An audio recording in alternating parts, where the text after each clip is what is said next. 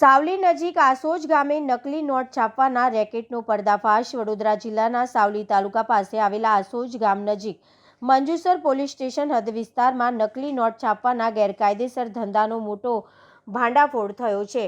સાવલી વડોદરા મુખ્ય માર્ગ પર આવેલા એક મકાનમાં ચાલી રહેલા ગેરકાયદેસર કારોબાર અંગે મળેલી બાતમીના આધારે લોકલ ક્રાઇમ બ્રાન્ચ LCBએ રેડ કરતા આરોપીને ઝડપી પાડ્યો હતો। પોલીસે મકાનમાંથી આશરે હજારો રૂપિયાની ડુપ્લિકેટ રોકડ નોટો કબજે કરી હતી।